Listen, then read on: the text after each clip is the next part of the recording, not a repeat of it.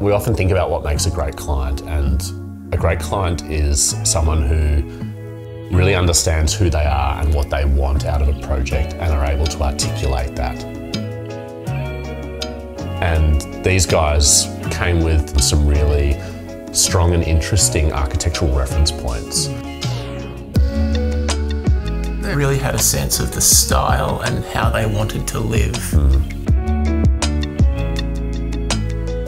Hi, I'm Michael Roper. I'm a Director at Architecture Architecture. And I'm Angus Hamilton, a Project Architect at Architecture Architecture. Welcome to Sunday.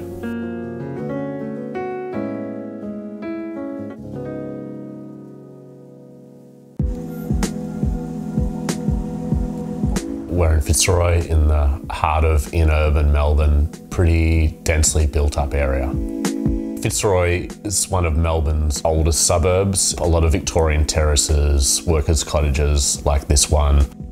You know, very much an old suburb with all of its character.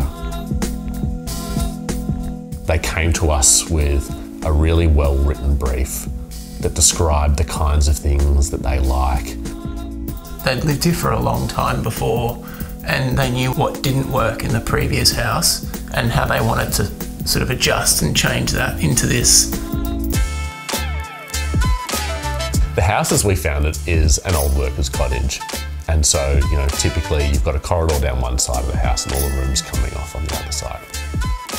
And now what you've got is this kind of open study space / guest quarters, bifold doors that really effectively close that off and make it a private guest space when you want it to be. Continuing on down the hall, you've got the guest bathroom, and it's got a great big window out onto the light court, which is doing so much work. Moving on through to the main part of the house, you arrive in what is the kitchen dining space, and this is really the heart of the home.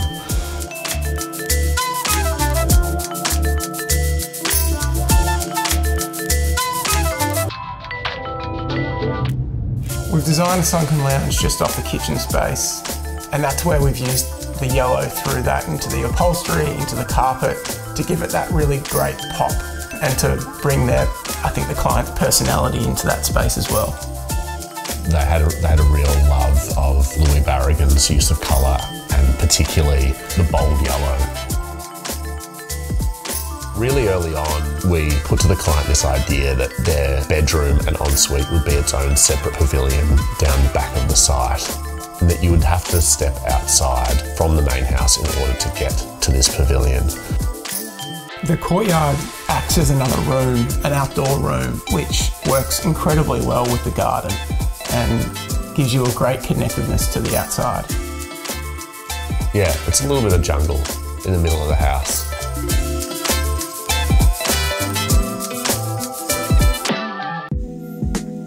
Virginia grew up in a Paul Cooch house. She has a real affinity for this kind of robust material palette that we see, and had a real interest in the work of Geoffrey Bawa, that real kind of openness and breeziness. So the kind of natural marriage point of those two ideas is, you know, the breeze block that we see in this project. The guy who laid these blocks said to us that he really loved them, but he normally sees them in people's backyard gardens. We liked using something which felt known and, on the one hand, readily available, but on the other hand, maybe used in a way that they typically wouldn't be. It was good to work with Brickworks. We enjoyed the process. We looked at using a cavity brick system for the boundary walls. There's a few benefits to that, one of them being really great solidity along those boundaries. We're only 4 shops away from a pub. We're not very far away from a major road and trams, and all that white noise gets cut out and you feel very much protected. But then also, obviously on the internal side, having the aesthetic that we were really striving for. And that's one of the best bits about the house, I think, is when you come here, you feel like you're in a sanctuary. I I think it was good to have a conversation about where we could potentially save some money, and Brickworks were good at helping us through that process and giving us options as to what blocks were available and what their costs were. They were very transparent throughout that whole process, which was great. I really love the sense of tranquility that you get when you come through this space. It has this great dynamic between the kind of different types of living that you can do here, which I really like, and whenever I come here I feel quite calm. I think the thing that I'm most excited about for this house is just seeing how it looks in 5, 10, 15, 20 years time. I think it's going to hold up really well. I think the materials are going to age really nicely, and just watching that garden take over the central courtyard and really turn that into a little jungle is something I'm really looking forward to seeing, if the clients will let us see it.